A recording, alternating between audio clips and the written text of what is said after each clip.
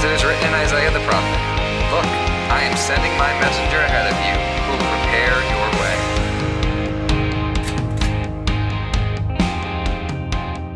way." Welcome to BT. My name is Jared, and this is our first Looking for Light message. Thank you for watching. If this is good for you, then share it with others. We do this to help people. That's simple, right? Okay, so today we're going to dive right in. We have twin daughters who are 4. Each night when we put them to bed, they argue with us to try to get more light in their room. They want to stay up and play. They are afraid of the dark. They ask for flashlights, or often we discover that they've already hidden flashlights in the room. And we usually say no to the flashlights. It's time for bed. You have school tomorrow. So you got to go to sleep. And as a compromise, we put the hallway light on so that there is a little bit of light peeking through their door from the hallway. Usually about 30 minutes later or so, I'll go turn the hallway light off because I don't want the light keeping them up. I tap the light gently and I walk back towards the living room. And every night when I do that, I hear, "Hallway light on." And then in unison, "Hallway light on." I try to ignore it. And then in unison, I hear a scream, "Hallway light on! Hallway light on!" And I go turn the hallway light back on. We do not like the dark. We do not like the dark uncertainties of life. We do not like the dark isolation we face right now.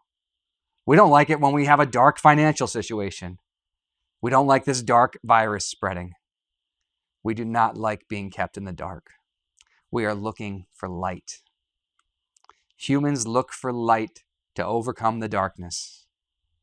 Physically, emotionally, spiritually, we're looking for light. You're not alone if the darkness scares you. It has scared us since we were children, and we're wired to look for light. This talk, and every talk in this series, is for everyone who's looking for light in their dark times. And I mean everyone, not just Christians, everyone who's willing to listen. If you're looking for some light right now, then these messages are for you. I'm going to share stories about Jesus from the letter of John, or the Gospel of John as it's called. You can go ahead and read the letter yourself. It's in every Bible. You can Google it. It's free online. I'm not trying to trick you or sell you something or get you to be a part of my church thing.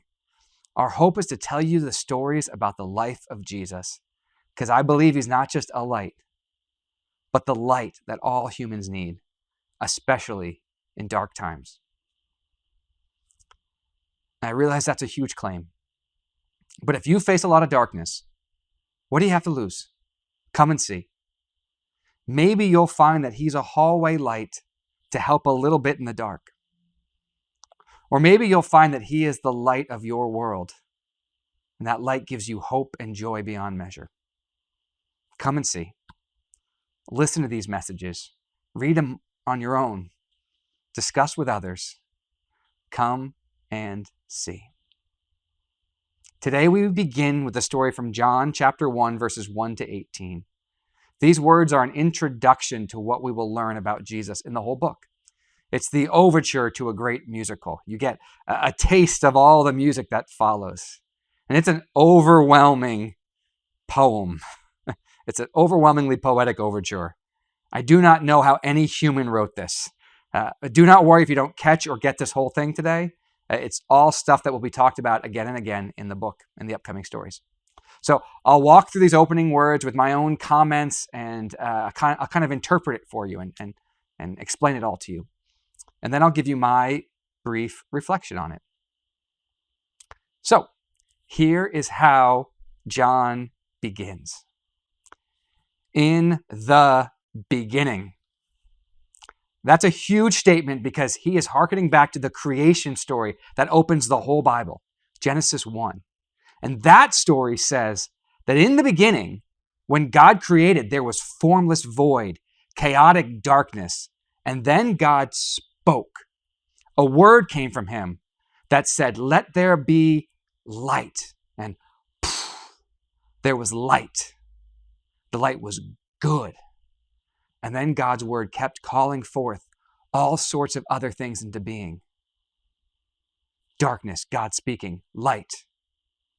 And then God spoke, creation came forth. And then the whole world spoken into being.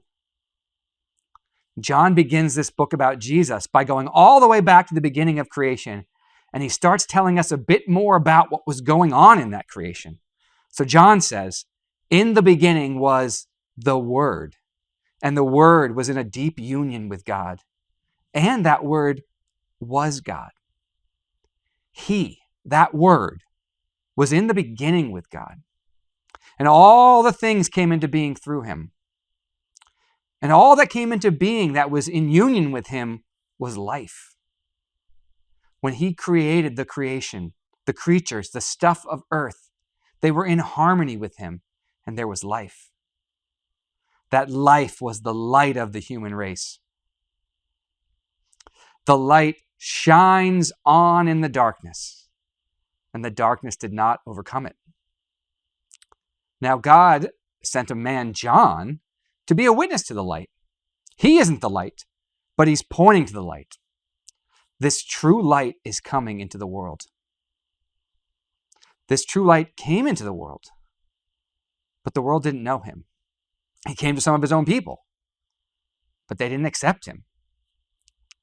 But to all who will receive him, to all who believe in his name, to all who believe that he is the real one, he gives power to become children of God. And these people will be born not of blood or of human effort, but of God. The Word became flesh and lived among us. The Word at the dawn of creation, the Word with God, the Word that was God, the Word that shines on became flesh. Touch your flesh right now. Go ahead, touch. The Word became flesh. And the Word moved into our neighborhood. The Word set up his home among us. And then John says, we have seen him. He is awesome. He's like the glory a father has in his only son. And this Word, this light, is full of grace and truth. We were given a gift of a way to live through the great Moses. God's people had a good law from this guy Moses and his people in Israel. But deeper, fuller grace and deeper, fuller truth comes through Jesus Christ. And we finally get a name. This Word, this light, this full of grace and truth is named Jesus, the Christ, or the Anointed One. No one's ever seen God, but it's the Son who's close to his Father's heart that makes God known. So if you want to see and know God, look to this Jesus. Okay, this is a big, bombastic overture. Take a deep breath. God, creation, light, darkness, grace, truth. Doesn't all have to make sense yet. It's a taste, an introduction. Well, one thing that impacts me as I hear this introduction, Jesus is light that moves towards humans, moves towards us in our darkness. He does that for all of creation at the dawn of time as the Word. And then he does it for humans in time. The Word became flesh and moved into our neighborhood. The light shines in the darkness. There's this Kelly Clarkson song. It was very popular a few years back called Dark Side. And this song is someone asking a lover if they will still love them if they're shown everything. If I open up to you and show you my darkness and my chaos, will you love me still? The central question of the song and the chorus is, will you love me even with my dark side? The answer Jesus gives is yes. I move towards the dark. I bring my light to your dark. I choose to enter the darkness of others and the darkness of this world. What can light do for darkness? A lot. Darkness usually means chaos and fear. You cannot see. You do not have control. You cannot see enough to know what is true. Sometimes if we're in the dark too long, it becomes our truth because there's nothing else to see. but then light. If someone gives you light when you're stuck in the dark, that is a gift. That is grace. Light is grace when you're stuck in the dark. The gift of light comes to you and helps you see. You can see a lot more truth. Light in darkness brings truth. Light is full of grace and truth. If Jesus is the light of the world, then he is the one full of grace and truth. Each night when my daughters go to bed, I leave the hallway light on. It gives a little bit of light, a little bit of comfort, a little bit of hope in the dark. But it's unsatisfying. Some nights, most nights during this crazy season, and admittedly, what I'm going to tell you next is not the best parenting advice, but most nights before they finally fall asleep, I usually end up throwing the door wide open, and the light comes flooding into their room, and they hop up. And I go up to them, and we hug, and we kiss, and they are grateful for that light, and they're grateful to be with their father, and they want to play and live. They can see the truth of their toys and one another, and they can play again, basking in that light. They like that better than the hallway light on. They like it way better than the darkness. I think we live a lot of life half asleep in the dark with just the hallway light on. I think all of creation has the gift of God's life, God's light. But to receive Jesus is to have the door flung open and to have the true light flood in where you can see God who loves you, see the God who loves you embrace you, and you can experience the fullness of his grace and truth. Jesus isn't a little light. He is the light and full of grace and full of truth that sets you free to see and live. So that's what grabbed me. What are your thoughts about this overture? I encourage you to talk to someone about what you heard. If you don't believe it, why? If it's too good to be true, if you have questions, what are they? You can shoot your questions to us in the comments section below. But I really think the best thing is to talk about it and chew on it with some friends. So text each other, message each other, get a conversation going. I'm going to close with a prayer of blessing for you. And then I'm going to read you the text again that you can have so you can look at it on your own and see it on the screen. Now, let me pray for you now.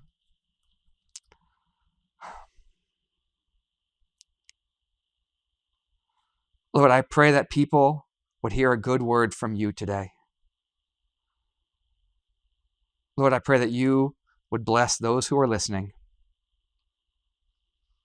that you would give them their daily bread, that you would meet them where they are, that you would shine some light into their darkness, that they would experience some of your grace and truth today. Amen. In the beginning was the Word, and the Word was with God, and the Word was God. He was in the beginning with God. All things came into being through him, and without him not one thing came into being. What has come into being in him was life, and the life was the light of all people. The light shines in the darkness, and the darkness did not overcome it. There was a man sent from God whose name was John. He came as a witness to testify to the light, so that all might believe through him. He himself was not the light, but he came to testify to the light. The true light which enlightens everyone was coming into the world. He was in the world, and the world came into being through him, yet the world did not know him. He came to what was his own, and his own people did not accept him.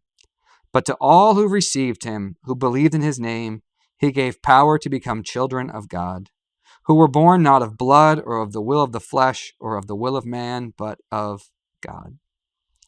And the Word became flesh and lived among us. And we have seen his glory, the glory as of a Father's only Son, full of grace and truth. John testified to him and cried out, "This was he of whom I said, 'He who comes after me ranks ahead of me because he was before me.' From his fullness we have all received grace upon grace. The law indeed was given through Moses. Grace and truth came through Jesus Christ. No one has ever seen God. It is God, the only Son, who is close to the Father's heart, who has made him known." God bless you all. Cast your cares upon him because he cares for you.